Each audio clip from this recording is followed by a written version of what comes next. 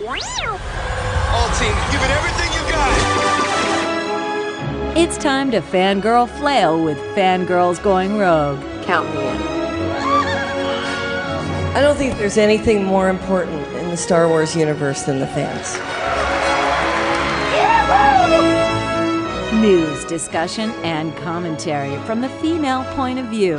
You call this a diplomatic solution? No, I call it aggressive negotiations. With your hosts, Teresa Delgado, Trisha Barr, and Sarah Woloski. Boy, am I glad to hear your voice. Strap in, because this is where the fun begins. I like the sound of that. Welcome, everyone, to episode number 49 of Fangirls Going Rogue. I am one of your hosts, Teresa Delgado, and with me are my amazing best friends in the Fangirl universe. Up first, Trisha Barr from Fangirl Blog. How was your eclipse today? We didn't get the totality, and I was actually trying to watch the video of the fainting goats, and they didn't faint. So I'm kind of depressed. Okay, you're going to have to explain that fainting goats thing in a minute after I introduce everybody else, because I don't know what you're talking about. Also with us is Sarah Woloski from Skywalking Through Neverland. How was your eclipse day? Hey, I'm excited because today was my day off from crazy summer. So yay, I was happy to chill out at home with Richard, and we kind of went outside and watched the eclipse with our cereal box viewers, and we didn't see much. It wasn't total here either, so it was actually more exciting to watch the NASA feed, and from Oregon, I think it was, where it was total eclipse. So that's what we got. We got about 5 minutes of interesting magic hour light. We got about 5 minutes of that, and then it was just bright again. So that was our eclipse. And we have a special guest with us for this episode, Kai Charles from Black Girl Nerds. Kai, welcome to Fangirls Going Rogue, first of all, and then tell us about your eclipse day. Thank you, ladies. I'm so glad to be here. My eclipse day was a dud. I had no glasses, and it lasted 5 minutes, and so I went back to bed. Oh, geez. All right, so let's circle back. Trisha, fainting goats. Do you know what fainting goats are? Well, yes, no. I do know what fainting goats are. I've had one before. Okay, so they had a feed of an area that there was a farm of fainting goats, and they were going to see if the eclipse caused any of them to faint, and it did not happen. So I don't know if you guys have watched Mythbusters, the one episode when they were trying to get the fainting goats to faint, and they had to chase them forever. So I didn't think the eclipse was going to make them faint, but you know. Here's hoping. That's amazing. I've never heard of that at all. It's apparently some thing in them that they fall down, maybe so the predator thinks they're dead or something. Yeah, I don't know. Yeah, no, it's really cool. They're actually kind of small, and they sort of when they run, they kind of hop, and they have this thing that if they get really scared or if they see something that could potentially harm them, there's some sort of mechanism that causes them to almost go paralyzed, and they just fall over on their side. And then they stay that way, and then you'll slowly start see their legs moving, and then they just get up nothing ever happened. I've been known to do that, when Lawrence Kasdan's around. So. Sarah can attest to that. I just kind of get paralyzed and fall on my side. So, fainting fangirl. Oh my god, that's so funny. Maybe related. So, before we jump into this episode, I would like officially to get us at least one Porg count. So there's at least one. Guys, we've gotten video clips of the actual Porg, there's two plushies, and they make noises, and they're so cute, and I need them so badly. And what's even funnier is that my Porg impression from Star Wars Bookworms wasn't too far off of what I thought it was going to sound like. So I was like, yes! Success. Yeah, so you don't think they say they're not sentient at all? They just make little wiggles and sounds? Yeah, they're just creatures. They're like penguins. They're just there. Right, they kind of sound like birds or a chair creaking. Okay. Yeah. Take your pick. Yes. Birds or chairs creaking. You know, Ryan Johnson, he seems like he's the sweetest guy, and I could just see him coming up with this cute little cuddly, like, inner heart chakra Ryan Johnson thing. They're just adorable. I think Bob Iger probably hugged him when he saw those. He was like, oh, merchandise. Yeah, exactly. Dollar Money. signs. Yeah. Yes. So thank you to everybody who's posted an Instagram or Twitter video of porgs making noises, because they, we all wanted to know what they sounded like. It would have been funny if they were like, yeah, yo, dude, we're not that cute, or something like that. like from Zootopia, the little fennec fox. Exactly. Oh, yeah. When he finally talked. Uh-huh. Just like, oh, okay. I was hoping they'd be like a toddler where they would ask a lot of questions and touch all the buttons in the Falcon and like drive Chewie crazy, and they'd be like, what's this? What's this? What's this? I imagine they're still like that, but without words. And they're like, Yes. I imagine they walk like hoppy, like they Oh my sort of like gosh. hop walk and jump on things. Yes. Definitely. Yeah, that's what I envision. There's my speculation, Trisha. It is about porgs and how they sound and move. I want to know why they look so sad. The one shot from Entertainment Weekly with Chewbacca, and the porgs he's got like the sad face, but he's so cute. Like, well, because Chewie was eating one, and he's like, I don't want to get eaten. Oh. He's got the. People don't know what that's because it was like Anthony Bresnikan after the article came up. He's like, "Oh yeah, I didn't realize that was that feather in Chewbacca's mouth in the behind the scenes." Oh no! And then people were speculating, like, did Chewbacca eat a porg? And I'm like, no, he cannot eat a porg. So it cannot happen. That would be really deprecating. We're all like, oh, we love the porgs. Oh, Chewbacca just ate it.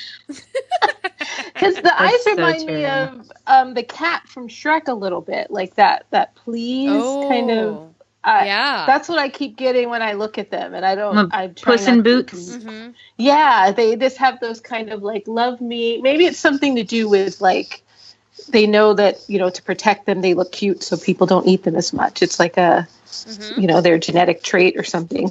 Yeah, like Chewie's like tastes like chicken. Oh my gosh, can you imagine? What if, and I mean, I don't know, but there is a new Star Wars cookbook coming out for Force Friday, I believe, and it's BB-8 on the cover. What if one of the recipes is like porg something? I would die. Porg skewers. That's like, no. Oh my gosh. But there's so much stuff that's happened since our last recording. So we have to talk about something other than porgs. So I have a request, and Sarah knows what it is. So let's just insert it here and get on with the discussion. Kenobi! So we potentially have a new movie, ladies. Woohoo! Yes. Yeah, and we know it's not confirmed. We understand that. But if it's in the Hollywood Reporter, it might as well be, is my opinion, on things. The Hollywood Reporter is legit. I don't think they would have run this story. And it doesn't say anything other than there's that this director, Stephen Daldry, is in talks to do a Kenobi movie. And that doesn't surprise me. I've heard for a while that there's probably 3 or 4 potential ideas for a Kenobi movie out there, and they've been playing around. And this lines up with kind of their mindset of getting a visionary, like Rian Johnson was the visionary, Gareth Edwards was a visionary, and getting somebody in with an idea. And people who are fans of The Crown, he's executive producer of The Crown. That's such a good show. It yes. is. And The Hours is a movie that was based on a Pulitzer Prize winning book. He's also, I believe, won a Tony Award, so he's got some chops. So we're definitely not going with young guns here. We're going with somebody who has some experience and is known for telling stories with good characters. So I'm all for it. And I wanted Kenobi anyway. That was like one of the movies I wanted to see. So, well, especially with Ewan McGregor. I know there's no talks about the actor, but that would be that's because there doesn't need to be. Right. There doesn't need to be a talk. I mean, it's just this is what you're doing, Star Wars. Right. Exactly. It will have Ewan McGregor. Do you hear me? Here's teacher voice. It will have Ewan McGregor in it, and you cannot change that. That is a non-negotiable. So do it. Come to your senses. I have a friend who's an entertainment lawyer, and she said that when stories like this break, it usually means that it's about the money for contracts. That there's probably some kind of deal going on, and so that it's normal for a publicist to like leak this for someone really reputable, that everyone's going to kind of believe it, and that they said they usually do that when there's about to deal with dollars on the table. So I thought that was really interesting because the Hollywood Reporter is I believe that more than anything else. So maybe they're trying to get good money for him. I don't know. Ewan's going to do it. And the rumor's been when he was up for, at one point, they talked about him for Doctor Strange. Oh. And then a lot of the talk was that they didn't want him, they don't want the actors to be crossing over into the big franchises. So that he was kind of, put on hold in case he could do Star Wars movies. So that it makes sense. Maybe that is true. Maybe it isn't. But I know that typically they don't want them crossing over on those big movies.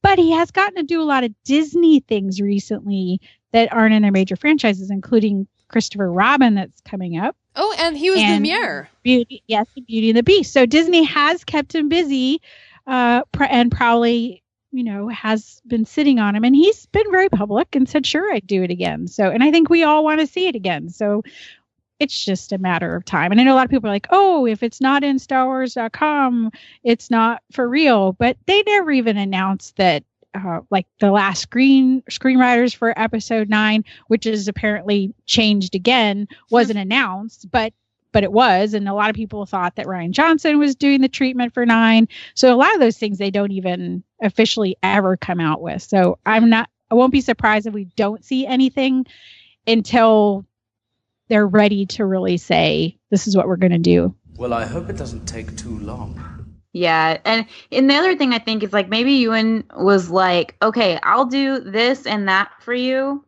if I get to do this. Ewan's he's probably walking around swinging his lightsaber right now. I'm ready. He's to see if he's in the gym. That's what you got to find. That's how you know. If they're in the gym or doing anything. Gym watch. Kenobi, gym watch. Yes. That's funny. I like it. Another happy landing. Your move. So while we're talking about this particular thing, there's a lot of rumors for other movies that could potentially be coming out. And Elijah Potter from our Facebook page wanted to know what we thought about some of the other standalone possibilities. So, Yoda. Huh. No. Yeah. I don't want it. No. I'm not down for that. Yoda is a big mystery, and I don't know. I almost feel like the Clone Wars gave us the answers we need with the Lost missions. Mm-hmm. And yes. I don't know that we need anymore. And if you guys haven't seen the Lost missions, which is the kind of season 6 wrap up for the Clone Wars, you get some good answers of how Yoda became the Yoda in the prequel trilogies, became the Yoda in the original trilogy. So that's all you need. I don't know that you need any more. Mm-hmm. I agree. Okay. Boba Fett. No. Yes. Yes. Okay. Yes. Me too. Let the yes say why. Yes. Oh, I love you more now, Teresa. I am a sucker for Boba Fett. I know what he is, but I still want him in some form. I don't care how. Yeah, me either. Doesn't matter to me. Just give me a Boba Fett anything. Give me a movie. Give me a short. I don't care. Now, who would be the actor? I don't care. Man, I don't care either. I just want him. I don't think he can hold a movie on his own. I think it would be really good to have him it would be great if they could do a movie that like incorporated Hondo and Boba Fett and Aura Singh and just a bunch of the recent Darth Maul comic. Yeah, the recent Darth Maul comic just showed how amazing that Maul worked with Cad Bane, and I think it was Aura Singh. I get them confused. And I just thought, give us that kind of movie, but maybe just a character that people know, but maybe not a Skywalker. But I want Boba Fett on some, I don't care how, I just want him. Like the Star Wars Suicide Squad. That's all like. Oh my gosh, that's awesome. Yes. Okay, so now that sounds better than just a Boba Fett, like a pure Boba Fett film to me. Like something that involves the bounty hunters would be definitely more interesting, like a Western kind of a thing. Yes. That would be really cool. Okay. Okay, so what about a Jabba the Hutt movie? Meh. Oh God, no. No. No thanks. Makes me uncomfortable. The only thing that would be good about it is like just Salacious Crumb. How about a Salacious Crumb movie? I'll watch that. I'll watch an hour and a half of him laughing. And the Freemaker show has shown that like Rabala the Hutt is so popular, and you can do a Hutt character, but maybe make it, put it in an animated show. Or I don't see Jabba having any purpose in filling in any kind of blanks and what we know. Okay. All right. And then Megan Cullen on our Facebook group brought up an Ahsoka movie. Sarah, go ahead. Well, of course. I mean, that would be amazing. And I would love to see that. And I think we talked about that last episode as well, like how awesome that would be. So I think in general, I just like to see more female characters come up in the we're talking about doing a movie about them type, conversation. Yes. Because even from the beginning, when they talked about episode 7, it took a long time, like essentially until The Force Awakens came out, till they really admitted that Rey was the lead. And even then, some of us still weren't sure. We thought this might end up being Kylo Ren's series because of the saga. And he's the only person we know related to the Skywalker line so far. So I'd like to see, just like to say Ahsoka. There's a lot of other really cool characters. I'd do a Princess Leia early movie, young Princess Leia movie. There's a lot of things, a lot of different characters that could be in that mix. So when the Jabba came up, I was like, come on, people. Yeah. Now, for me, I know it's not a character-driven thing, but I would like a movie adaptation of Lost Stars. Yes. Do you ladies think that Disney could, now with Lucasfilm, because I feel like if we could get animated adult movies, kind of like anime does, we could do Ahsoka, we could do things in the Clone Wars era. Do you think Disney would ever move towards doing a really good, like, teen to adult animated Star Wars movie? Well, I mean, yeah, I do. I mean, they have Dave Filoni in there, and if that's what he wanted to do, he probably could. And also, if you think about it, Netflix has their Netflix originals, right? And they have their Netflix streaming service. Well, Disney next year or 2018? They're going to do their own streaming service. What if they kind of follow in that model and do like their Disney streaming originals or something? Well, I can tell you the Star Wars TV show is going to debut on their streaming service. Yeah. That when they announced that, I was like, yeah, without a doubt, they're going to debut it on that streaming service and force everybody onto that platform that isn't on it already. Oh yeah. Yeah, no, I'm actually really, Sarah, I'm glad you brought that up. I'm super pumped about the Disney streaming service, and I know there's a lot of people that are irritated about it because they just don't want to have to pay for something else. But the point of all these streaming services is to give you access to the things that you want to see. I would get this and maybe cut something else out because I would just be watching this all the time, and I would love access to Disney's back catalog of live action films or their back catalog of TV show series. Can you imagine having access to the original DuckTales and Rescue Rangers again? Life complete. So, and then the whole idea of everything they could explore with new content and original content that they can make themselves that has all the characters that, we all grew up loving. Like, come on. Yeah. Oh yeah, They it's, watch it's old interesting. Mickey Mouse Club. Yes. Yeah. And some of us for the first time would be watching it. Like, I've heard about all these things doing a Disney Star Wars podcast, but like, I haven't seen it. So yeah, that would be really neat. Yeah, if they incorporate Star Wars and make it a full, even incorporate some Marvel, I'd plop down money in a minute. Like if they just did everything that was under their umbrella, it would be worth it to me to pay $14 a month for that. Well, Like, and they've got Muppets. You know, Yeah. I mean, like, what else do they have that we haven't thought of? I mean, Studio Ghibli. Yes. There's a lot. So you, Kai, you brought up earlier about the Freemaker Adventures and Graballa the Hutt being there. Derek from our Facebook group wanted us to kind of talk a little bit about season 2. Season 2 has come and gone. It has aired and it's over. And there's been some question about why they chose to air it the way that they did, the sort of back-to-back, almost binge style. And Sarah, I think you have a little bit of information for us on that. Yeah, well, I mean, going back to the streaming culture, really. I mean, if you think about it, most people now will do the whole Netflix thing. They'll binge watch. I mean, that's how Game of Thrones were kind of doing that.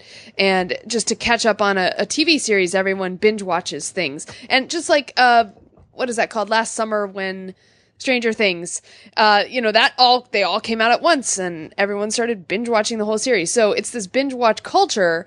And I just think that that's why they aired Freemaker Adventures that way, was to kind of ride that wave of the binge watch culture. Does that make sense? Yeah, but also I think at the same time when it comes to animated shows, when I was growing up, there was a new one every day. Oh, and it released like every day during the week. There was a new one. And then on the weekends, they would show them all. And so you got to see them all because you might have missed one during the week. And so I think it's kind of going back to that whole 80s, 90s culture of TV where there's a new episode in the morning, like before you go to school. And you can watch it and then have something to talk about with your friends. So very similar to that. And I don't remember for sure, but I think the new DuckTales show is going to be doing the same similar thing. Yeah, they did it for 24 hours, the first hour-long episode, and they just did it for 24 hours straight. And now we have to wait, I think, till September 24th for the rest of the show. But I think Freemakers, I love Freemakers, and I am always on the community, let's just say the community of color, to show up for Freemakers because I just feel like not enough people are watching this show, and it worries me a bit. But I love that they did it that way because, kids are out of school and maybe just kids will one day turn it on and find it. Like my whole family of male men in my family never watched Star Wars until my great nephew saw 5 seconds of Finn. He basically saw Finn take his helmet off and he turned to his dad and said, "I want to go see that movie." And his dad was like, "Okay." So I'm hoping that by doing that, it's going to increase the awareness. Now I'm going through withdrawals and I want more, but hopefully that gets more. They need more kids watching this show. Like they know they have us adults, but they need the kids, but they also need more merchandise. So that's also true. It can't just be Lego sets. It has to be other stuff. Yeah. They confirmed that the creators did that. There's a studies that Disney does that says this is how kids consume things now. And so it wasn't like they just threw it out there. I mean, it was how they decided to do that. And I believe some of the other animated shows came out in the same way right around the same time because they were doing ads like watch all these shows and get them all now. And it was like, I can't possibly watch them all, but I'm watching Freemaker Adventures. Well, and Trisha, from a storytelling standpoint, when it comes to Freemaker Adventures, how do you feel that they're doing with, this 23 minutes and their character development? Because I feel like it's really good, and I feel like the writing is like insanely awesome. Solid. Way more solid than some of the stuff we see coming out. It feels like they're cohesive. There was a woman who wrote the Ember Steel episode. Ember Steel Blade. Yeah. And so, we've seen a little bit, and definitely, I mean, like the diversity is spot on, but the stories, I mean, there's arcs with these characters. They have motivations. They're doing things for a reason. I love that they show Cordy at one moment she's like totally fangirling because Mon Mothma and Hera asked her to come into the alliance. And not only that, they're putting Mon Mothma and Hera in the front when they come and make the request.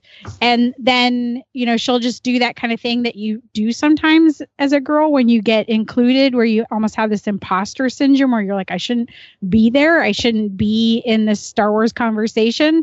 I mean, I felt like that for real. Like, I'm like totally fangirling. I shouldn't be in this. And then she has this moment where she's like, okay, I have the answer. I have the solution. So not only are they arcing these characters, they're giving them real things that we've been asking for. So, representation, right now, the diversity on Freemaker Adventures is way better than anything Star Wars has done. Yes, definitely. Mm-hmm. I love that so much. And Xander Freemaker has some of the best lines. And I just would like to say we need more people in the galaxy. Like, is it Becky Smoochenbacher? Yes. Hey, it's our blonde.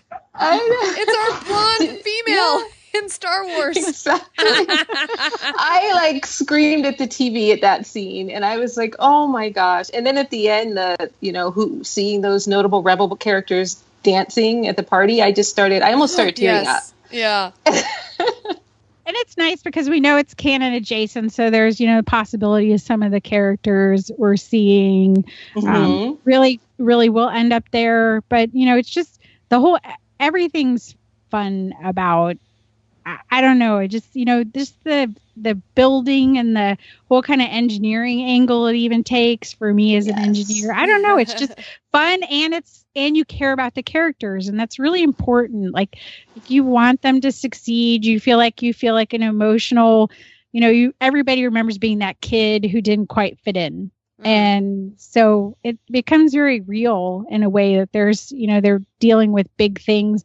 And I even love how it works into Return of the Jedi, but it, it's in there, but it doesn't really. So it's like fun. And I hope more people turn into it and show it to their friends. And even if you didn't know Return of the Jedi, there's still a story there for a kid, if that's safe for a kid, because Return of the Jedi is actually kind of scary. The end of times if they don't make it work. Yeah, no kidding. Well, speaking of actually making things work, Ron Howard is doing some really cool stuff with social media. And for the Han Solo movie, I've actually really enjoyed all of his tweets and his goofy pictures that he's done. So do you guys think Han Solo is going to come out on time? I mean, they haven't announced a change of date yet, so I'm thinking it will. I think it will too, because they're making it very. It may cost him some more hair and stress, but they are very firm at this date. It's just noticeable. They didn't. It's like they're going to make it happen. It may be down to the last wire, and they may the day may not finish till the day before it's in theaters. But I think they're trying to make a statement of. This train isn't fully off the track. It just made a stop, but it's not derailed. And so I think it may kill them all, but I think they're going to make that date. Are y'all excited for this movie, or are you just kind of meh? Meh. I'm excited just because I mean, obviously Han Solo is my favorite character, and I'm hoping it'll go well. I mean, it's one of those things where The Last Jedi comes out first, so I'm kind of hyped for that. So until I see The Last Jedi, it's hard to get as super excited for Han Solo. So ask me again sometime. Yeah, like me right now, I'm excited about Rebels because that's going to come out first. So it's one thing at a time. Right. One piece of it. My anxiety needs me to just pace myself. And I love the actor. I think no matter what, I'm not feeling excited about the Han movie, but he is a really great actor. And to go a little into a secret, I'm a YA fangirl, and there was this YA book called Beautiful Creatures that the first book in that series just had my heart, and they made it into a horrible movie. But he was the main character, and he was he stepped off that page, that whole movie. If you want to see his acting range, rent Beautiful Creatures. And the minute they announced him as Han, I was like, that makes me happy. So I'm excited to see his version of Han. I'm so worried about Lando. It sometimes keeps me up at night. But other than that, I I think the actors are going to do an amazing job. Nice. So I am curious, why are you worried about Lando? I mean, I liked Donald Glover, and he was good in Spider-Man: Homecoming, I thought. I mean, he wasn't a very big role, but...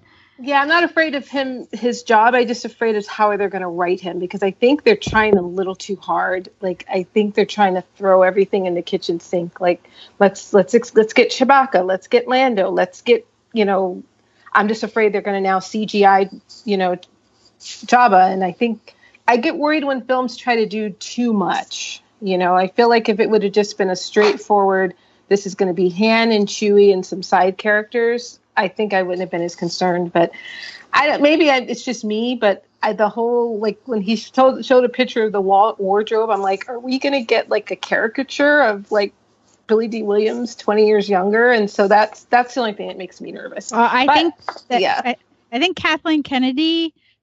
I think that's what they were going to do. And Alden Ehrenreich was the one who stepped in supposedly and said, hey, this is not the Han Solo that, he's the one who's going to take the fall if it doesn't come off right. And so will Donald Glover if Lando doesn't come off. But again, you're trusting your directors. I read a really interesting article that actually, because of the DGA rules, they were at a point about where you hit like 85-90% where the directors actually then have total control. And so the firing happened right around the 85% because they said they had 3 weeks left. So there was a point of no return, and Kathleen Kennedy pulled the trigger essentially and said, no, we're taking it back. But a lot of people have said behind the scenes that Alden Ehrenreich was the one who was like, yeah, no, I don't feel like they're doing this like the movie I thought I was doing. And, I talked about fangirling over Lawrence Kasdan. I think he's the guy who's going to know how to do this. So, yeah, it's his script. He's the visionary on this movie. He's just, for some reason, didn't want to direct it. And Ron Howard, people forget, Ron Howard was the person who was asked to direct The Phantom Menace by George Lucas, and he turned it down. Yeah. So he has a long Star Wars history, and I sometimes I feel good with him. At first I was like, yeah, some of his movies recently have been a little, but I'm thinking Larry Kasdan writing it, Ron Howard directing it. I think they can probably get this thing nailed down. I have heard that they kind of have their foot on the brake a little bit right now, just to make sure. But again, a lot of confidence in Kathleen Kennedy to make it happen. So it's probably just, they just want to make sure they're ready and can, there are movies that they could trade with, but I don't think they want to. I think they want that May date. Yes, yeah. I think they're going to hit it for sure. So before we go any further, I need to talk a little bit to Sarah, because she has become like the master Forces of Destiny picture taker. And I feel like all she does in her spare time is play with her adventure figures. So, Sarah, what have you been up to lately? Well, I was recording Skywalking Through Neverland with Richard the other day, and he had to forcibly take them away from me. Because I was playing with them and not concentrating on what we were talking about. Aww. So, yes, I love them. I have Hoth Leia and I have Sabine. Those are my first ones. And then the next week I got Rey of Jakku. So she just has her staff. And I was hello, kitty. And I'm sorry. That's okay. And I love. Well, it's fun because I took them out of their boxes and I have them on display, and sometimes I have a what do you call it? A Rapunzel doll as well. So sometimes she makes an appearance in my Forces of Destiny pictures, and I've been like swapping outfits with them because some of the clothing you can take off and take on, and so like at one point Leia was wearing Sabine's little knee and elbow pads and some of her stuff. So it was cute. And I just love playing with them. And I don't know about you, but when I was a little girl, I would always like make up all these stories in my head when I was playing with my dolls, like dressing them up or playing with them. And so I find myself doing the same thing as I'm doing that and then taking pictures of them too. So it's so fun. I like that Rapunzel's your optimistic member of your crew there. They're always like, whoa, Rapunzel, tone it down. Yeah, I posted a picture of Rapunzel with her arms up in the air and like Sabine and Leia looking at her, and some of the comments were like, wow, looks like they're throwing shade at Rapunzel. How do you get them to stand? I can't get my Sabine to stand. Do you have a special technique? I kind of, honestly, I think I have to lean Sabine against other things when I do. Okay. When I do. So, like, I'll subtly lean her against Leia or against a backdrop kind of a thing. Like, I think I did the Charlie's Angels pose, and she was kind of leaning against the backdrop. I love her. She's so pretty. Yes, I agree. So, okay, everybody, I'm assuming, has some of these. So, Sarah, you just told us which ones you have. Mm-hmm. Kai, which ones do you have? I have Sabine and Endor Leia because I want the white suit Leia, but Endor Leia just, I don't know, she just spoke to me because of the Ewok too. And the change of outfit. Okay, so I'm an old school Star Wars fan, but they used to have this Princess Leia collection. Hasbro had this it was a 2-pack, and it had like, and she'd either come with Han or Luke or R2, and it just, that one, the Endor one, reminded me of having that collection when I was a kid. And you know, I lost the one with her and R2, but I still have the other 3 unopened in my closet. Wow. So I had to get that because it just reminded me of, you know, it's so funny. Return of the Jedi has like a special place in my heart. It's been more difficult in the past since losing my dad, but it's always just had a special place in my heart. Just everything about all the adventures I went through to see it opening weekend, and it just always calls to me. So I had to get that Leia one. Oh. So Trisha, what about you? Which ones do you have? I have every single one. Good girl. There was a lot of adventures to find them all. So a lot of people like, oh, there's one here, there's one there. So yeah, I ended up with them all. And then, so I have been unboxing them and cutting all the artwork out and saving it and wondering what I'm going to do with it because the box art's so beautiful, but I'm going to do something. What about you?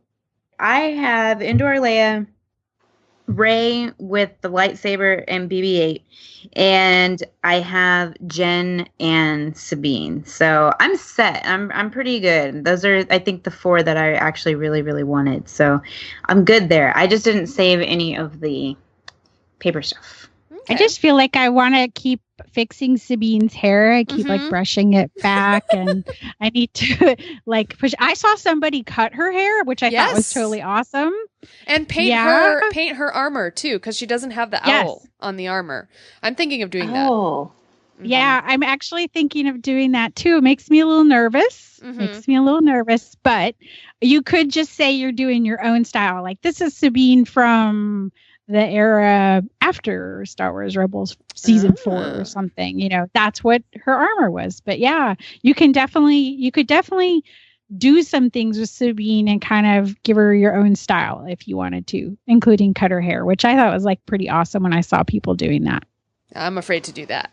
I might put her hair in a ponytail, but that's about it. So here's the really cool part of the show is I got a box from Hasbro. Yeah. Oh. Awesome. 3 Forces of Destiny. You can see me do a sideways opening because I'm still learning how to do Facebook Live. But if you turn it sideways, I'm so uncool. I'm like the old lady. Look I did it sideways. I thought you were supposed to film things like on, don't do video straight up, but on Facebook you are. So you can turn your phone sideways and watch me unbox them. But those are to give away. So from Fangirls Going Rogue. So we're going to thank Hasbro for sending those along for our listeners. So if you use the hashtag, you have to share a selfie of you listening to this episode, and you share it on Twitter or Instagram with the hashtag FGGRselfie. You will be up for one of these 3 beautiful Forces of Destiny. So I have 2 Leias and 1 Rey. Wow. And you need to be following either our Twitter or Instagram or both. Yes. Okay. And which Leia? Do you have both of the Leias? So the Both Hoth of the Leia. and the Yeah. Wow, so are we eligible? Because I don't have Andor Leia. I don't have Hoth Leia. So I'm just We'll kidding. see what we can make happen here. It depends on how many of you actually tweet. Hashtag right. FGGR selfie. So Richard really only let you get 2, Sarah, or did you go back and get more? I remember he so said- I have 3 right now. I'm biding my time. I don't want to like get them all at once because then the magic is gone. Part of it is like the waiting and the anticipation. So that's part of it. yeah, but if you wait too long and then they get sold out and then you can't get them, Wonder Woman, Her Universe collection. So don't I'm so like in love with Forces of Destiny that I went and got the Target Ray shirt. Oh, that came out with that line, but it's a kid, so I had to like find the biggest one and stuff myself into it. But it's got pink on it, so I did it. I didn't care. It was so I funny. brought the first book. The novel is the storybook, and it's really good. And it's basically meant for middle grade, but it had a bonus story that we haven't seen the animation for yet, and it made me very excited. Yeah, see, that's actually why I didn't buy the book, because I saw that and I was like, spoilers. Yeah. Awesome. So, Teresa, you got to go to Pandora too, right? I did, and this is not the jewelry store. This is this is Pandora at Disney World and Animal Kingdom, and it is amazing. Okay, Teresa, you need to read what you wrote here. Yes. Wait, what? The part I wrote, because I did not write the How part Now I Brown No. Cow. Oh, did you read that, Trisha? Okay. Well, someone needs to read that. Here's my intro. How Now Brown Cow. This is freaking amazing and gives some insight into what Star Wars Land will be like. That is what I wrote in the show notes. And then this is what I wrote in the show notes. Teresa can add to this. Let's talk Banshee ride and dual atmosphere of night and day. The detail. Oh my gosh. Okay. What makes it How Now Brown Cow freaking amazing? Oh my God, this ride, this is the Banshee ride, right? Where you actually like you're on the seat, and when you're on it, flying the Banshee through your quote avatar, there's a way too long of a backstory, but that's fine because they're just entertaining you while you're waiting in line. But while you're flying on this Banshee, you can feel it breathing like between your legs, and the wind and the smell. And at one point it feels like you're going upside down. I'm sure it's not. The second time I read it, I actually looked over and it really is like Soarin'. There's a banks of people, like it's like a bank of people, and you're all watching the same big thing on a huge projection.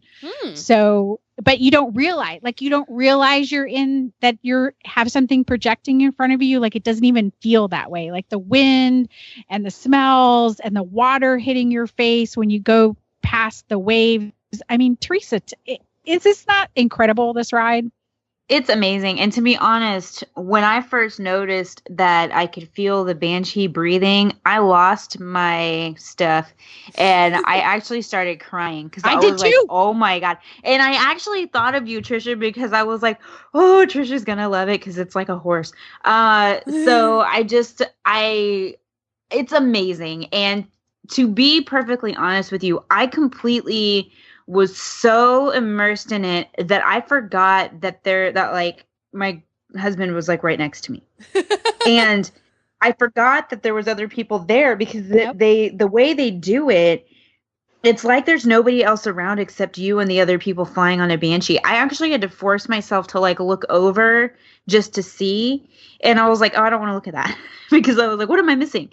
And I was looking for all the other Avatar creatures and like the ones that are all the little plushies are of, like the hexapod and all that stuff. And it was just so incredibly just cool. Afterwards, I couldn't speak. I was like, this is insane.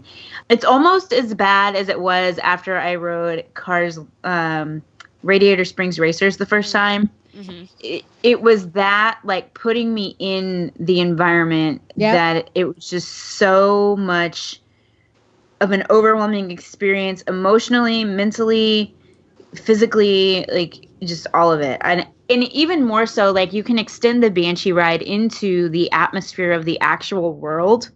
Mm-hmm. And during the daytime, it's just kind of like, oh, okay, this is another place, in Animal Kingdom. But at night, this world of Pandora comes alive in a way that no other place in any Disney park has ever done.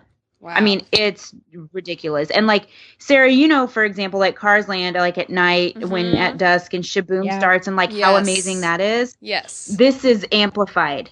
This is so much more amplified than that. Wow. It's from the ground all the way up, because the ground has the bioluminescence built into the actual like concrete you're walking on. Oh my gosh. Wow. I mean, it's so cool. Oh, blah. Well, it makes me more excited for Star Wars Land. That's just it. Yeah, well, because it's so interesting that you guys got that feeling from Avatar, which I'm assuming you don't really have an emotional connection to the film, or certainly not like Star Wars. No, no, not at all. I like enjoyed the movies. I've seen it several times. I know the story, but I was like I was crying and my legs were shaking. My hands were shaking when I got off the ride. Like like a total emotional experience. I can't even imagine what it would be like to be that way in a Star Wars ride where I do have some emotion, and we know that they're going to be interacting with us all. Like it's going to feel like the world the whole way there. So that's amazing. And I don't know, Trisha, if you rode the boat ride. Yep. Okay. So like for me, the boat ride was almost as intensive an experience, and it was because it was just 100% around you, and the music and the sounds and the visuals, and I could ride that thing over and over again. I mean, it's the best boat ride I've ever ridden. Yeah, even the food is like you're in a different world. Yeah. Well, I have a quick question for both of you then, because I'm wondering what kind of music they'll play in Star Wars Galaxy's Edge. Like, what kind of music do they play in Pandora? I don't even know There's what to call bird, it. like animal sounds, like bird sounds, the natural sound.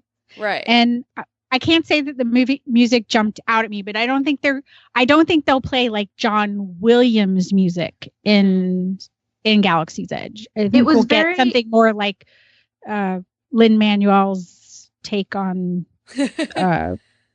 Cantina music or something. Okay. It was very atmospheric. It was like whatever was playing was appropriate. It didn't pull you out of the experience. It just added to it, and it wasn't noticeable.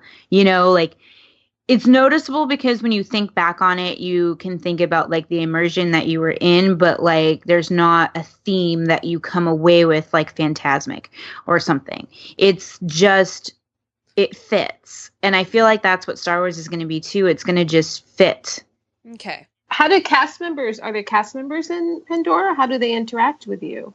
They're part of the what do they call it? ACE. The ACE company. They're recovering the that after, if you're familiar with the movie Avatar, they get chased out, and now this is kind of like a group that's come in to I guess rebuild more about preservation and talk about the environment. So this is post the movie.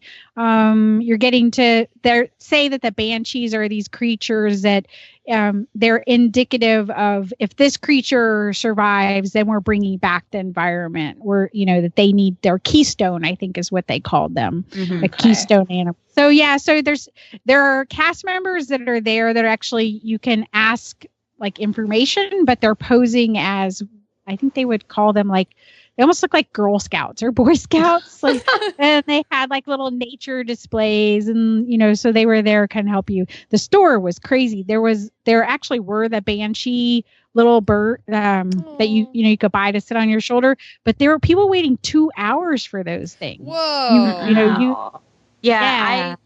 Trisha, tell me you bought one of the plushie characters, that like the ones I got.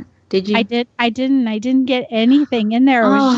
Yeah, but I mean, I was crazy. There was a line, just these people, and I think James Cameron's laughing all the way to the bank because we're all like, and he's like, yeah, every time a kid buys one of those little banshees, it's another couple dollars in my pocket. So yeah, you get to pick your own and everything. So hopefully we can pick our own Porg. I'm just throwing that out there. It can sit on my shoulder or sit in my arm and make noises. I'm fine. I'll wait 2.5 hours for a Porg or an Ewok. Thank you. So while all of this is going on, Inferno Squad, the new, most recent canon book out from Del Rey, has come out. It's written by Christy Golden. And Sarah, you've completely finished it, correct? Yes, I have. Okay, so and you sort of read/listened to it. I'm currently listening to it on my Audible account and getting all ready to review it for Bookworms. But yeah, I'm gonna be honest. I'm gonna be really honest right now. Okay. So everybody, hold on to your pants. I was not excited to read this, and I wasn't excited to read it because there's been so much in the new canon that is just Imperial, and I'm sick of it. And also, I don't love military stuff because I'm not from a military family. I don't have that kind of brain, and it's very hard for me to get my brain over. Yeah, like I can't see it. Just like I don't like reading space battles in books. It just irritates me because I can't remember what each ship is, and it just bugs me. So I've been avoiding reading this, and I finally started, and I'm about 3 chapters in or so, and I can say that I'm pleasantly surprised at this point, but not jumping to any conclusions yet about the book. So far, I've been able to handle it. Okay. So, good. Yeah. There you go. Kai, have you read this book? Okay. I was going to start it, but then when I heard that there was a character from Rebel Rising in it, I had to read Rebel Rising, which is amazing. Oh my God. Oh, so good. It's so good. And so now I'm doing this reading challenge this summer. And so I'm reading all of these Star Wars books that have been on my shelf way too long. So I just finished Tarkin, and I'm reading A New Dawn, and then I'm going to go right into Inferno Squad. Okay. But I'm excited for it. But I'm not huge on military stuff anyway. And the Imperial stuff, I mean, I love Ray Sloan, but I'm kind of have Imperial fatigue too. Like I get it, like that it's, it's a new way of telling the saga. But just because the fact that the character's a woman of color, I was like, I knew I was going to buy the book to support it. But I'm looking forward to seeing how it plays out. Okay. Well, I actually listened to this. I got the audiobook, and I'll just do a quick synopsis here for anyone who's listening. So, Battlefront 2 Inferno Squad takes place right after the destruction of the first Death Star, and the Empire is regrouping. And so, like, the younger Imperials, like 20-somethings, they're getting opportunities for advancement that they never would have had otherwise. So we meet the character Iden Versio, and she ends up heading up an elite team of 4 Imperial Navy soldiers called Inferno Squad. And it's interesting because it's 2 guys, 2 girls, and their main mission, I mean, they have other missions before that, but their main mission is to infiltrate and then eliminate the remnants of Saw Gerrera's partisan group. And they're called the Dreamers. So at this point, Saw Gerrera is dead, obviously. And so the mission of Inferno Squad is to destroy this group from within, but pose as the Dreamers themselves. So they're spies. And what's interesting about it is Admiral Garrick Versio, he is Iden's father. And so there's some tension there. There's daddy issues, definitely. And then there's all the kinds of relationship issues between the team members and then the team members and then the members of the Dreamers. And there's like some love interests going on and some other relationships. So I actually really enjoyed this book. It like sucked me right in because I know, Teresa, there's no space battles. There's no big war battles like there were in Battlefront. But it's more about the relationships between the characters and very small things that happen that blow up to be big things. So, okay. I enjoyed the heck out of this book, and I had not read Battlefront, the first one. And so right after Twilight Company. Yeah, Twilight Company. So right after that, I read Twilight Company or listened to it, and I couldn't get into it. because I'm kind of like you, where I wasn't into the big battles. So. Well, I mean, like, here's the interesting thing. Like, I actually did, enjoy Twilight Company, but I think it was mostly because I really enjoy Alexander Freed. And so I think he told it in a way that I was able to sort of kind of understand it. Now, it's not, Twilight Company isn't in my top 5 when it comes to the canon novels. But I feel I'm feeling a little bit more comfortable, less anxious. About reading this one? About reading Inferno Squad? Yeah.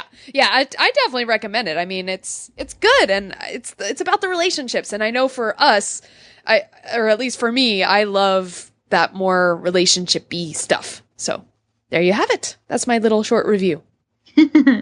Well done. Yeah, honestly, you surprised me that you had already read it. I was like, oh, she's beating me. What is happening? Dude, I listened to it in a day while I was sewing. So, oh my gosh. Yeah. Wow. It's good stuff. All right. Well, since we last recorded, Entertainment Weekly has dropped bombs on us. Literally 7 giant bombs of information, and to a point that I almost was like, I don't want to read this. It's spoiler territory. I can't do it. And then I said, Teresa, what would Sarah do? Sarah says that anything that's sanctioned by Lucasfilm is okay, so you should read them. So I did, just a little bit later than everybody else.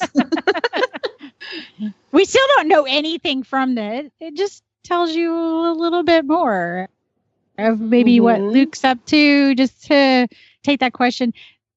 So the thing is, Mark Hamill early on in the press, this is before Entertainment Weekly, had said, he read episode 8 and it wasn't what he expected of Luke. So what did you guys expect Luke was doing after Return of the Jedi before you read this article? Wait, like before we saw him isolated on an island, or before? Well, yeah, when you saw, like, what would you have imagined he was doing? Because what we saw him was on an island. You don't have anything to go on. So what did you think he was doing?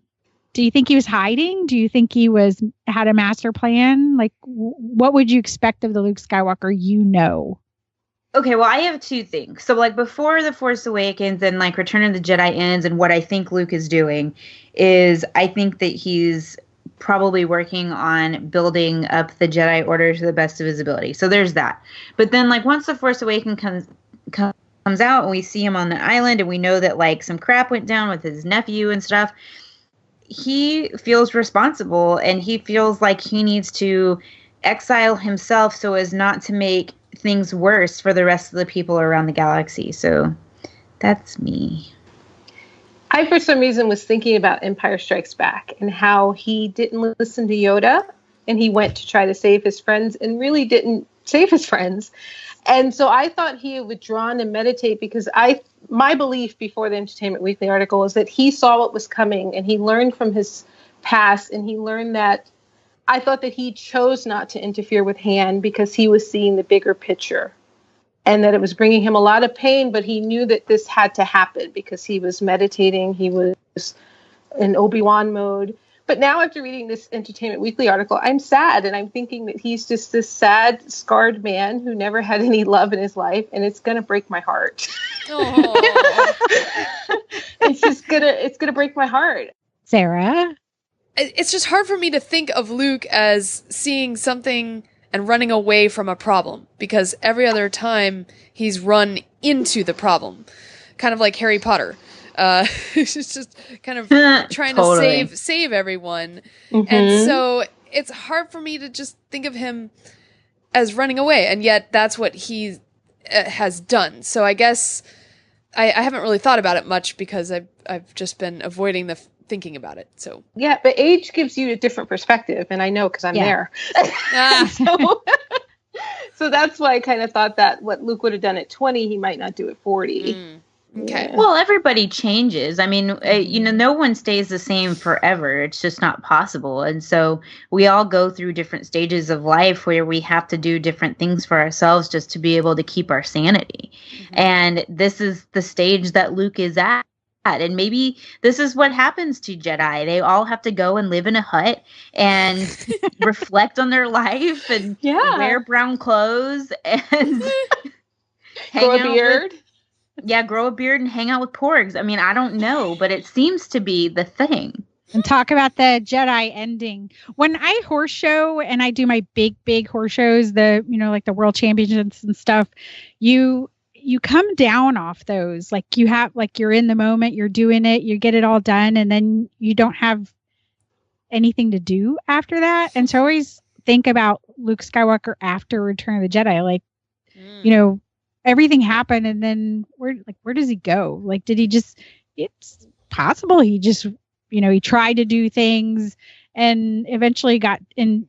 He didn't have any mentors left. He didn't have anybody to talk to. He didn't have anybody to go, yo, dude, what do I do when I screw up with my nephew? Like, would you even want to go see Leia? Like, he was probably a really sad guy. So, you just wonder if he's just kind of like, the guy he's like, I got away with doing this stuff and it managed and worked and I was hopeful. And then, it all went really downhill. So I can totally see him in this place that maybe Mark Hamill didn't imagine, or that the expanded universe never imagined him being in. So, because, there are a lot of people who think of, he built up the order and he managed it and he, things didn't go well there either, but he kept on persisting. So, but at least he had, a kid and wife. Got to train his kid. And got to hang around with Han and Leia a bunch. But it doesn't seem like that. Doesn't seem like that at all. So he's hanging out with the porgs and the caretakers, who space nuns. Well, this is okay. I want to go here, and I have to give a shout out to Annalise Ophelian from Looking for a Leia documentary, because she thought the same thing I did. Why do women on an island have to be space nuns? Because Wonder Woman suggests otherwise. Okay. I thought they were healers, maybe. Well, but no, the word was space nuns. That was the word from the article. Oh, okay. I'm thinking, why can't they just be space lesbians? There you go. Exactly. If they want to be. So, but I was thinking the same thing. Annalise went out there, but it's like, okay, if you're alone on an island, no, Wonder Woman proves otherwise. So you can have fun. You can have a girlfriend. You don't have to be sexless just because you don't have guys. I think the caretakers are a costume that I could actually cosplay. Okay. Teresa's like, what? Where do we go from there? I mean, I'm fine with this conversation. It's just that, like, usually you're a little more reserved and I'm the one talking about special hugs. But I was just kind of like bummed. I'm like, why do they have to be ladies and then they just can't have sex? I mean, they're like, we don't want Luke here. We just like each other. So I don't know. There's something for me in the way that they look that transports me to some sort of fantasy story of, like, there are these people that are elusive, but they're there and they take care of this temple and of, for lack of a better phrase, birthplace of the Force. And, like, God, it's almost like Dark Crystal-y for me. Yep. Like, there's something about that, and I'm just like, woo, Labyrinth, Dark Crystal, like, well, not really like Labyrinth, because, like, they're not breaking out in a song. Man, maybe they will, I don't know. But there's a medieval feel to it, and so they're doing with the monk and the nun dynamic. That's kind of what they're playing out. Like, so Luke is the monk, they're the nuns. Like, that's kind of where their brain went, I guess. He's the lone monk. Exactly. Wow. Space monk. So if you guys have not seen PBS's Ireland's Wild Coast special, it's you can find it online. There's like 20 minutes on Skellig Michael, which is where they shoot Octo with, we see Luke there. So if you want to get a good look at this, at the puffins, the real puffins that apparently inspired the porgs, there's quite a bit on it, and quite a bit of a look at the whole area without people there. They got to film without people for this documentary. So it's really cool. So I definitely recommend if you want to have a look. And then after the movie's done, we can all go on a trip to Ireland. Sounds awesome. awesome. Sounds good. Yeah. Let's get right on that. Did anybody have any feelings differently than what you might have been feeling about who Rey is after reading this article? No, because I'm still like, what is happening? Yeah, me either. I have no clue. But again, I'm not reading anything else, Trisha. I have to say, following speculation, people are still really, really bewildered.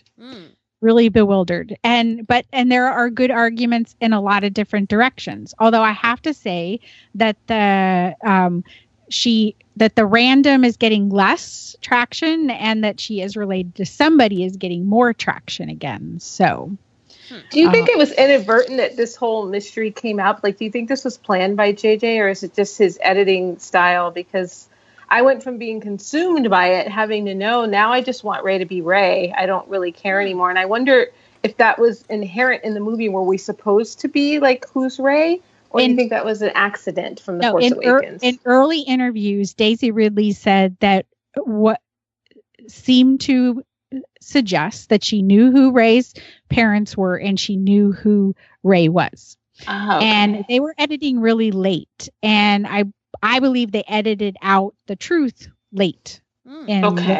Because it didn't need to be something like they really did want us to know who Rey was, but to do a last minute reveal at the end of the movie after everything is kind of a cheap payoff. Like, oh, after you've grabbed the lightsaber and after you've done this, oh, and then we're going to tell you who you are. So within the context, I'd rather wait. It doesn't, but it seems to imply in this article that we will know who she is by the end of episode 8. Oh no. No, I want to wait till 9 because I don't want more of the people that are like, oh, all the parallels to Empire, and in Empire is when Luke finds out that Vader's his father, because the word Vader literally means father, and all this stuff, and so like, no, but I don't think it till 9. But it doesn't till 9. It doesn't matter. It doesn't matter who she is. We all love her. So I think it's like kind of one of those things when you know somebody, you really like them, and they're like, oh, by the way, I'm a Montague. Yeah, exactly. Yes. So by the way, you are Darth Maul's daughter. What? Yeah. Exactly. So whoever she is, the one thing I do like is she has a lot more costumes. We have the cape, we have the boots, and I like that picture with her in the standing there looking at Luke in the hut on the front of that article. I'm like, okay, let's go. Yeah. Something else I'm excited for is Finn and Rose. Yes. Do you think there's going to be a space kiss between someone in this trilogy, or you think it's just too dark, no love? No, I don't. Oh, there better be love. Damn it. There better. I think there's going to be some. I think there should be. Yeah, you got. I think there's certain things, and they haven't really gone down that romance path, and they're going to have to need to feed the beast. And if they don't, people are going to make up their own ships. And even when they do feed the beast, we're still going to make up our own ships, but that's okay. I think, if I had to pick something, I don't want anything between Finn and Rose. I'll say that right now. I want Finn to still be into Rey, because I always felt like he was kind of into Rey. And then I want her to like turn him down and be like, no, I'm focusing on this other stuff. And then after it's all over, I want her to go and like kiss and hug Poe. So that's where I'm at. Whoa. I want everything you said, except it's going to be Finn that she kisses and hugs. I want the Pacific Rim ending where it's just like at the end of it all, she walks to Finn looks at her, she looks at him, and they just hug. Because she's so important now. I don't want her to have a kiss anymore. Like I went from her, I'm like, I'm Finn Rey from day one. I'm like, I want them together. Like it was just the energy of them as actors and characters. Now I want her to do the like. I don't want any of these characters to die to push her story forward. It's hard because the more I love her, the more I don't want her to be in the box of every other female character. And Yeah, I think, you know what, now that I think about it, it would be nice if, like, you know, she comes full circle, like, back to Finn because he was so enamored with her. Like, that would be really cool. Yes. But at the same time, like, I'm kind of like, well, but then she might have just, like, half-force babies, you know? And, you know, like, will they be, like, I don't know. Well, Poe has that tree. Maybe there's some force in him, and they can have full force babies. Little force babies. I think Poe just needs to kiss someone because I think he'd look really good kissing someone. I think I love kiss me. Poe can kiss me, and we'll just be done with it. But I like Poe and Rose because, you know, Poe's that kind of guy that, like, that's just, he's gonna fall in love with someone for their whole. Like, this is me just going on a tangent. But I think Poe is it's not going to be the pretty girl for Poe. I think it's going to be the whole package for Poe. And so I could see him just, you know, falling for Rose or seeing something special in Rose. Biting his lip for Rose. Yes. But Paige, I've seen the action figure for Paige. She's really pretty too. And, you know, it's rare that we get two, and they're sisters. two pilots. Yeah. And they're pilots. Oh, see, no, that would be good. Although if Poe ended up with Rose, I bet you that she would let him get on the door with her. Well, Rose is a mechanic, right? Does Rose fly? Titanic, yeah. Yeah. Oh. She was like, wait a minute, where's she going? All right, that's her Titanic reference. That is cute. Apparently, Poe and Leia have quite, we learn more about their relationship, which I'm excited about. Because remember, Poe was supposed to just die in the beginning of The Force Awakens. I know, that's so crazy. And Rian Johnson had talked about he went back and beefed up the story after seeing the reaction. And I'm wondering if this is one of the things that he beefed up a little bit, was this relationship, this sort of surrogate son that we see. We do know, because Oscar Isaac has talked about it, that there is a scene where Leia slaps him, because apparently Carrie Fisher enjoyed doing that scene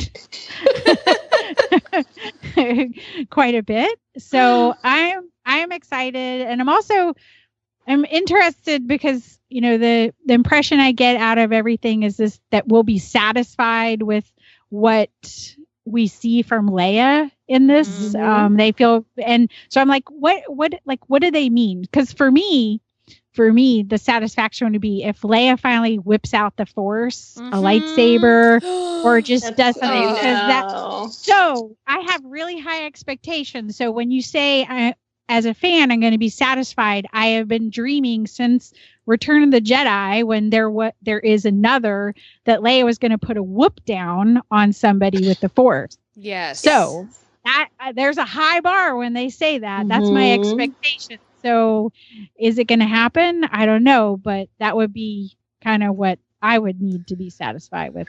And is it confirmed her and Mark have scenes together? I just realized in this talk that, like, I never thought about that. I just assumed that they had scenes together.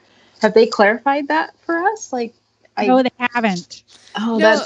That makes me scared now. I hope they have an on-screen reunion in 8. I don't know. Well, we do see them in the behind the scenes together, but that doesn't necessarily mean that they're filming a scene together.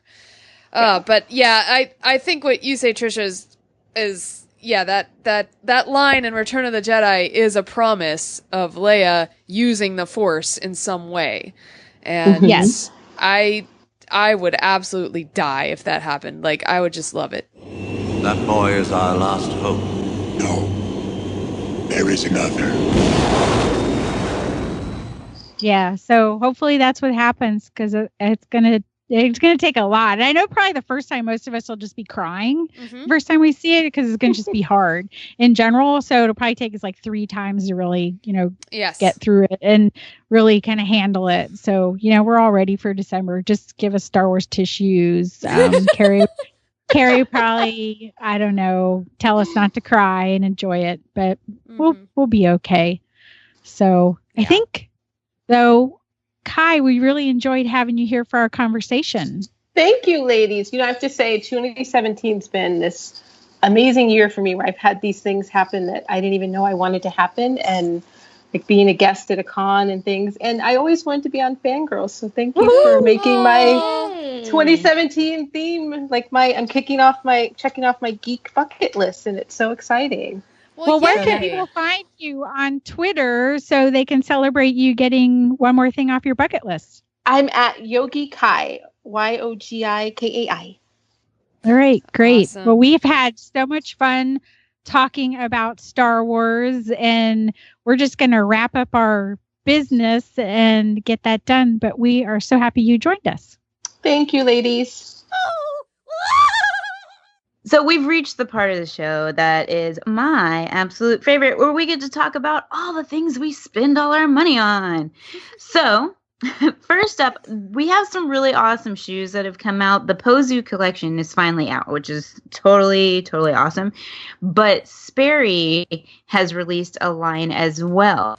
Now, I did notice something about the Sperry's. They are not your traditional Sperry line that you would think of like boat shoes. They actually look a lot like Vans in the slip-on style and the like Vans Evo style, like the lace-ups.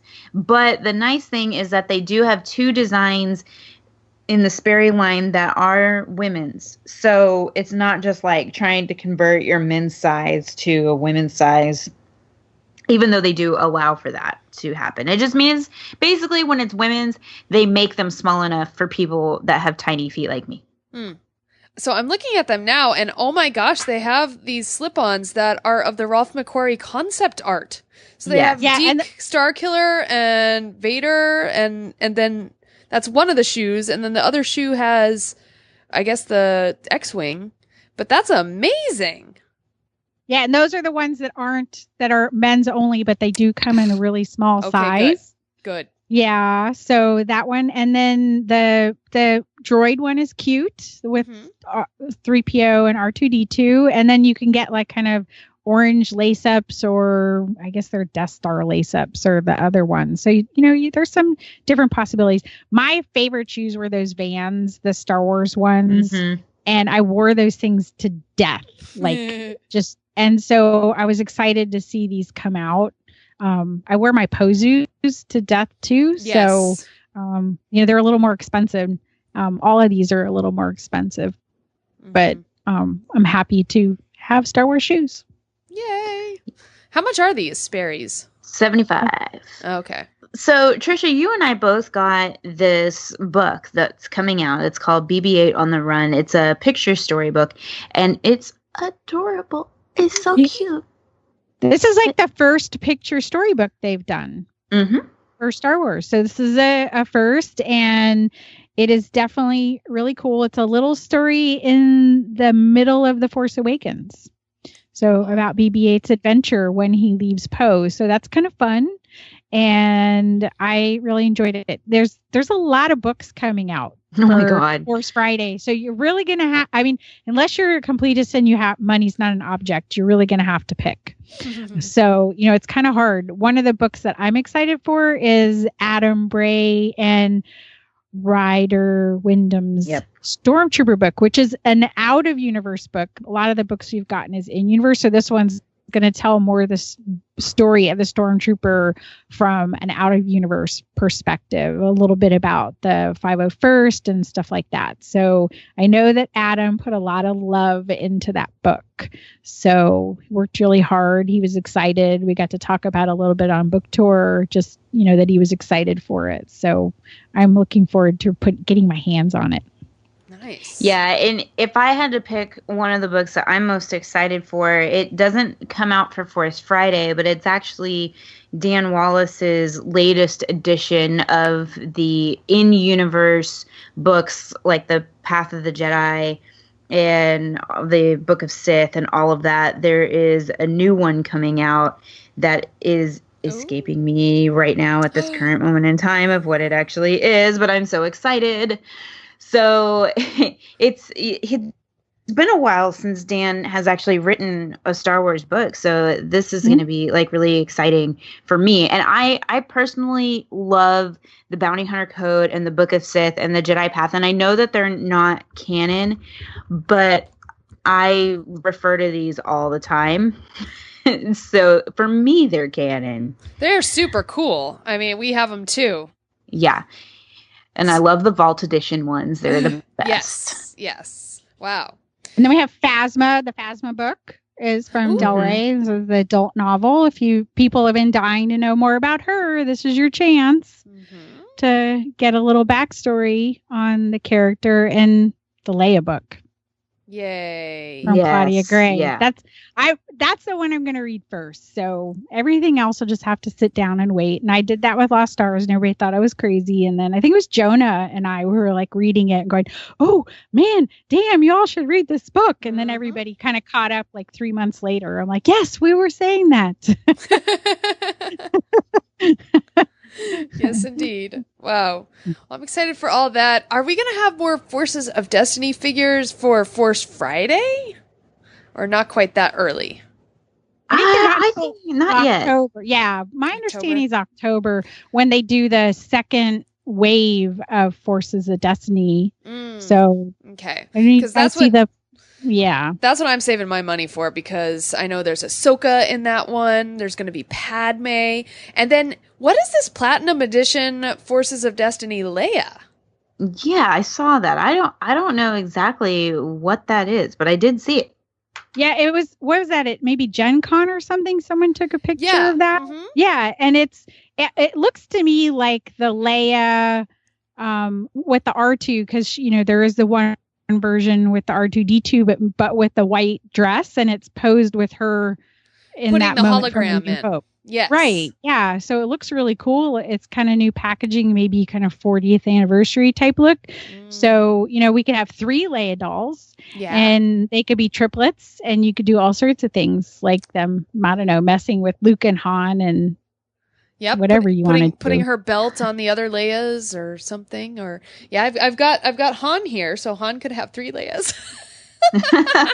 They just need to make and the funniest one is the Chewbacca, because he's I've heard him described as L'Oreal Chewbacca.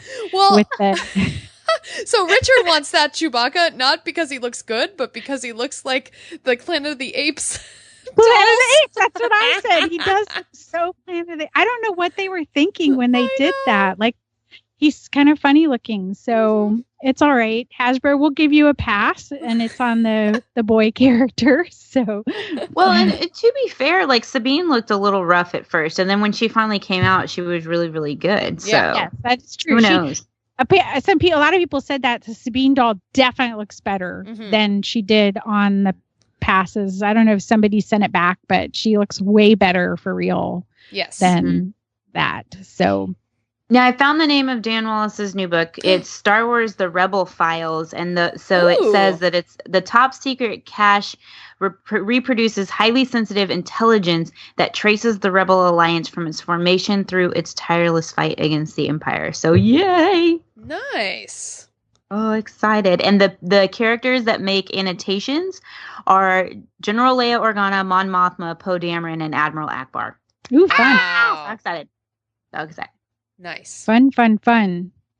Yes. Well, we have more Her Universe coming out, right? We do. It's a 50s inspired collection. And what we do know is that Ashley Taylor, who did the artwork for the Leia Vanity t-shirt, and of course a whole bunch of other stuff that she's done in conjunction with Her Universe, she actually did the artwork for the poodle skirt. So that's very cool. Nice. And this poodle skirt, of course, is not a poodle skirt. It's an AT-AT skirt. It's an AT-AT poodle skirt. That's amazing. It's so funny because I had a poodle skirt when I was like, I had a poodle skirt. Not, I wasn't in the 50s. I'm not that old, but I did have one that I wore on Halloween. So it was really cool to see that. I was more excited about that, the poodle skirt, and the Naboo skirt. So yeah, I had a poodle skirt too, actually, only mine had a record, like a vinyl record with music notes. Ooh, nice. Yeah, it was like the whole retro vibe is coming back. It's kind of fun. So yes. Now, Patty Hammond wanted to know what our plan of attack is going to be as we start to approach Force Friday number 2, the official Force Friday. And I'll be perfectly honest and just say I don't have a plan of attack. I haven't thought about it at all. You guys? We're mildly planned. Sarah and I are, because actually be in LA. So there'll be some Disney landing Yes. there. Woohoo! And I'm almost a little intimidated for the prospect of downtown Disney, but I do know that Targets are not doing the midnight thing. So I do not have that information, and that, you know, the Toys R Us and the Walmarts, and it really depends on your local store. So you're going to have to kind of go there. And then it depends if Disneyland itself is doing anything for midnight, something like that, or downtown Disney, because, well, we just happened to, like, we're going to see John Williams in concert at the Hollywood Bowl on September 1st, which is technically Force Friday, but everything happens the night before that. So, yeah, we're kind of waiting until we get details. Exactly. But what I do know is I actually had a chance to preview. I'm even telling you ladies now for the first time, I get to preview some of the things that you'll get to do on Force Friday. So one thing that I remember, you guys remember too, going the first Force Friday, and just like there was hardly anything. Remember that? And we didn't know anything about the characters. And so it was kind of like, all right, what am I going to get? And I just want to get something. And I was excited about Rey, but I didn't know anything. So there was a whole kind of like, we didn't even know, like, you know, Falcon was available. There were these ships, but we didn't have an attachment to them. And so this time now we have an attachment, and there's a lot more stuff. So I've been kind of like not so worried about I have to get everything, because we know we can still go in a store and get almost anything, right? That we want. I mean, there's not too many things that were, you know, if there's something really special that I want to get, we've obviously talked about the Porgs. So I think the Porgs are going to kind of be the thing that are harder to get at first. I'm sure they'll figure it out, but that would be kind of the thing. So I'm thinking that, like, my plan is to pick something that I want and not worry so much. But they are rolling out some augmented reality experiences to go along with Force Friday, which I am really, after I've seen and experienced them, they're really cool. And you guys need to download your, either if you don't have it, the StarWars.com app, the Star Wars app on your phone, and get it updated before Force Friday. Because that's where your experiences are going to come from. And the augmented reality lets you actually interact with characters from the movie. And you'll get to do social media. There might be some experiences in certain locations around the world that will be special, that might bring Star Wars to your own little corner of the world. Wow. A global initiative. But definitely recommend, get your app, start updating it, because this is how you're going to experience things. So I was really excited to see kind of the things you're going to get to do, but you're going to have a friend to help you. Okay. So, like, you can experience things, but if you don't have a friend helping you, it'll be harder to save them and share them with other people. So that's my recommendation. Find a friend, find an event, and have some fun with it. But also, you know, there was conversation when we got to preview this experience that everybody said, you know, if we don't have the toys, it's going to be harder. And we seem to get reassurances that that's going to be a little bit better this time. So so maybe we don't have to stress so much, because even, you know, everybody had that. Everybody has that story about the store that didn't have anything, or they had one box. Remember that there were a lot of stores. So I'm ready. Nice. Wow. Well, you got to preview all this stuff where? Lucasfilm. Ooh. How exciting. So you got to go on a trip and do that. Yeah, I know it's hard. Like, you're like, oh yeah, I'm doing a fun thing, but people probably saw my tweet where Justin Bolger from StarWars.com and I were like, we're not going to fight over Boba Fett. So, so I was like, yeah, I was at Lucasfilm, but yeah, we got to kind of do a little preview, and I was really excited. I was like, okay, this is really cool. But yeah, I definitely would recommend. And one of the cool things is that the fans are actually going to unleash 2 new characters in this augmented reality. So characters that we will be in the movie that we don't know about. And I don't know what those characters are, but they're going to be new to all of us. So, and the other thing too is that you have to keep going back. I love this is like the devious corporate part. You have to keep going back to the store. Oh boy. Like so like your first time you're gonna, I think it's 3 characters, and then the next time they're like these life-size standees that you need to look for.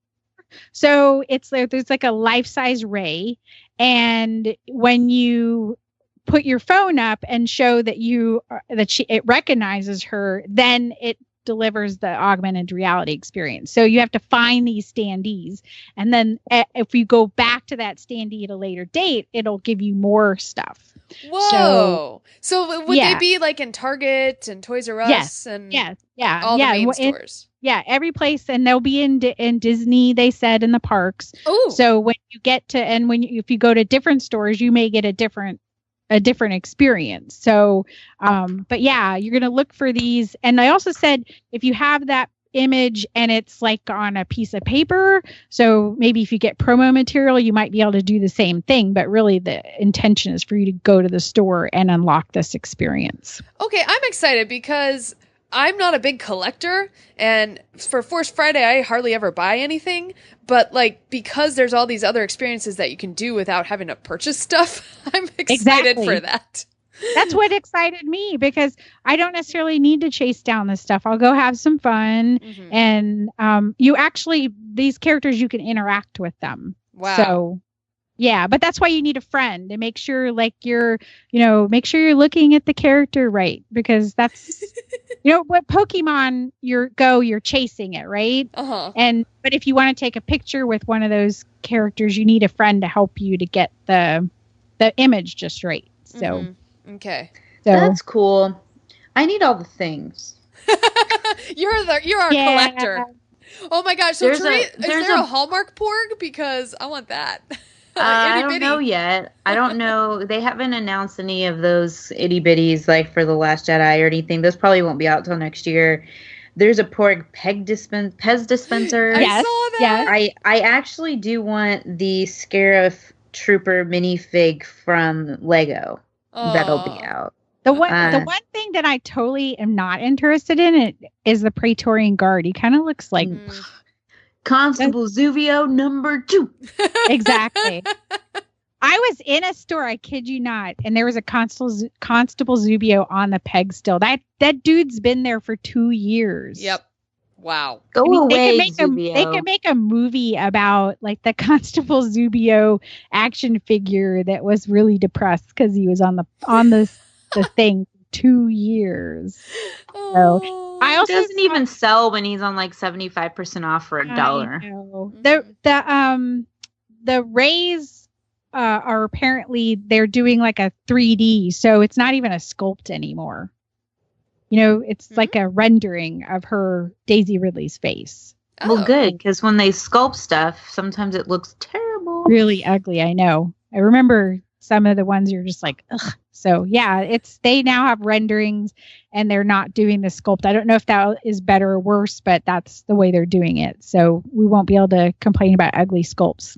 Darn it, they're taking away all the things I can complain about. Well, guys, I think we're ready. Yep. Roll it, Rob Dellinger. Sidious, Anakin, Luke and Leia, Qui-Gon Jinn, C.O. Bibble, Kylo Ren, Salacious Crumb, Bib Fortuna, Boba Fett, Amidala, Wicket, R2-D2, BB-8, I can barely keep it straight. It's a character discussion. It's the fangirls on character. It's a character discussion. So, we have had a lot of Easter eggs and unexpected characters and things that have shown up in books and in movies like Rogue One, like Gold Leader and Ponda Baba.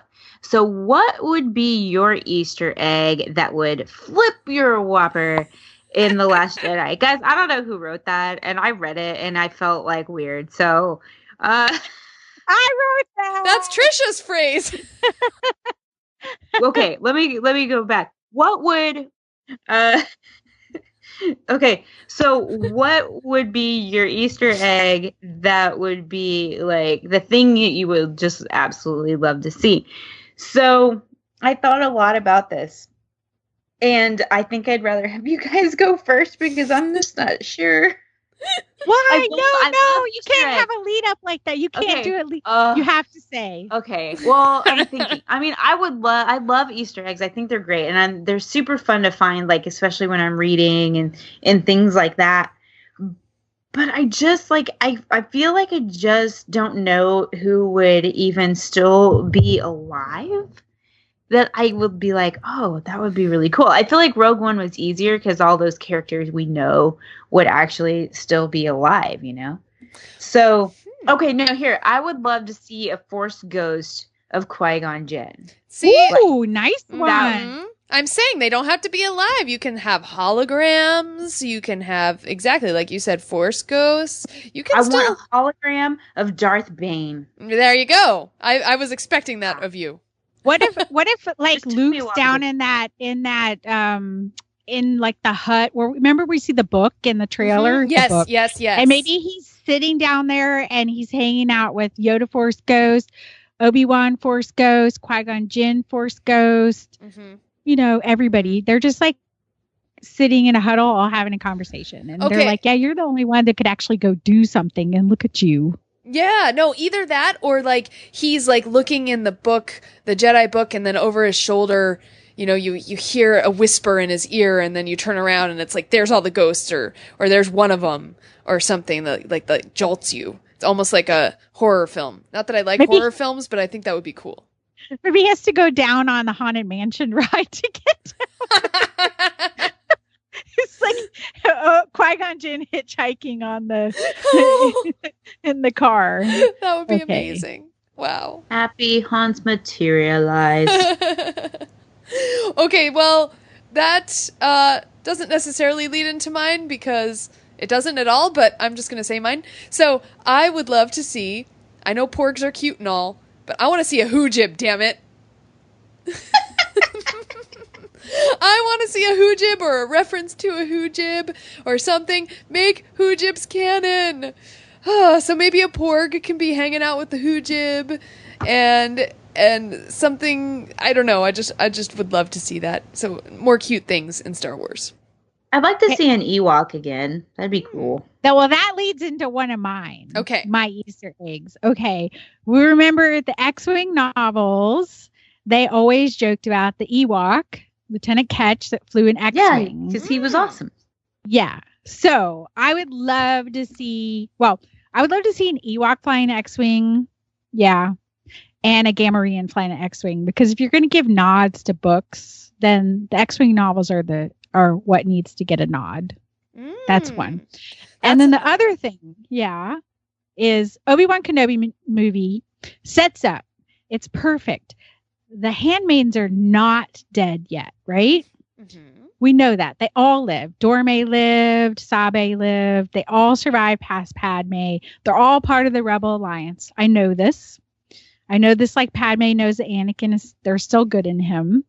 And they've been out there fighting the fight. And in The Last Jedi, because they're getting us ready for the Kenobi movie where Rose Byrne is going to reprise her role as Dorme and Keira Knightley is going to come back as Sabe, one of them shows up in the background of a Resistance scene because they know Leia. They've known Leia all along, and they're part of her Resistance. That's my Easter egg. Oh, they've been guarding her entire life. That's right. In the background. That's right. That's awesome. But awesome. And then everybody go, oh my God, I want to see them in the Kenobi movie. And then that's it. Yeah. That would be really cool. I love that. And then I have one more Easter egg, not a person, but I would love to see someone take out and pour and toast with Alderaanian wine. Yeah, that would be really cool. Because once they have that established in the universe, we can have Alderaanian wine in Galaxy's Edge. Yeah. And Carillion brandy. Yeah. Wyron's Reserve. Yeah, all those things. Mm-hmm. I'm looking forward to the cocktails in Galaxy's Edge because there will be cocktails, right? There better be, even though it's in Disneyland, though. So technically no drinking. But Well, Hollywood Studios, that is not the case. Yes. So there will be cocktails in our version over here. It's true. Interesting. Very cool. I'm excited. You guys. I would love to see Handmaidens too. That was fun. And we want to hear about your Easter eggs. What would you want to see in The Last Jedi, the Han Solo movie, Episode 9, whichever movie? What Easter egg do you want to see? Because that kind of opens it up. You can go even more places. Absolutely. Twin Jinx! You both owe me a Coke. There you go. Okay. So what's next episode, Teresa? Because you're the one who likes to celebrate these things. Yeah, I do. I love to celebrate these things. Guys, our next episode is our 50th anniversary, and I am so excited for it. I mean, can you believe it that we have podcasted almost 50 episodes? And so for that, be watching our social media, because we are going to put some stuff out there to include you guys in the show to make it a big, 50th anniversary party, and I am super excited about it. I think this is a good reminder that people could leave us a voicemail and say what you've enjoyed about Fangirls Going Rogue over that would be great. 50 episodes. Yeah, you can leave us a voicemail at 33121 Ewoks and give us a yub yub. You can let us know on social media. So you can visit us at fangirlsgoingrogue.com. On Twitter, we are at FGGoingRogue. Trisha is at Fangirl Cantina. I am at Ice Cold Penguin. And Sarah is at Jedi Tink. And Sandra is at Geek Shake 9. You can email us contact at fangirlsgoingrogue.com, Facebook, Fangirls Going Rogue, or join our Facebook discussion group. You have to ask to join and you have to answer some questions. And Tumblr, let's see, there's Porgs, there's Poe, and there's Ray, fangirlsgoingrogue.tumblr.com. And you can also find us on Instagram. We are at FG Going Rogue. And once again, leave us that voicemail. Give us a yub yub, you yub dubbers. It's 33121 Ewoks. And we also have our YouTube channel. So just in case you'd rather listen to us on YouTube, you can head over there. We are Fangirls Going Rogue on YouTube. I thought they were yub covers. Yes, yub covers. I said that wrong. Good job, yub covers. So please go to iTunes and leave a positive 5-star review. We need your reviews so more people find us, and just so there's going to be positive reviews, because sometimes people like to leave negative reviews. Why? I don't know, but because they like other podcasts. Silly thing to do. Mm-hmm. Well, yub covers, until next time. Da da da da da. Yub. Yub. Yub. Yub.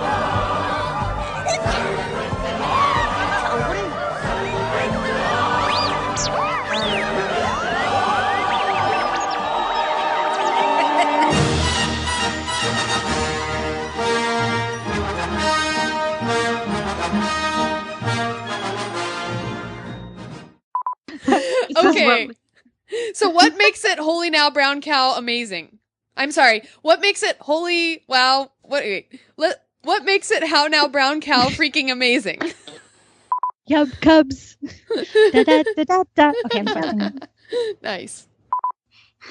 Well, but when you say that, for me, I'm like, well, a Whopper is a burger, so I don't need to. I want to eat it, not flip it.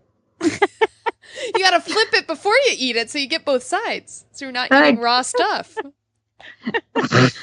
Okay. I mean, it's common sense. Nice, Dave. I was like, what's a yub jubber? Is that somebody who takes a bath with a Ewok? Yub dub in the tub. Yub dub dub in the tub. Yub dub in the tub. All right, ladies. Well, thank you. And I don't have to show up for jury duty tomorrow either. Yay! Oh, do you have to call in or call in every night? Yeah, that's gross. I've never had to be. You're never... lucky. My God, this is my third time. It's ridiculous. Sarah, we're going to practice. And tweak your judgmental face. Yeah, put your Carrie Fisher, like your Princess Leia, mad at Han Solo face from Empire Strikes Back. That's it. They won't pick you. Trust me. Nice. Okay. All right, ladies. Have a good evening. Thank you. You too. All right. Bye. Bye.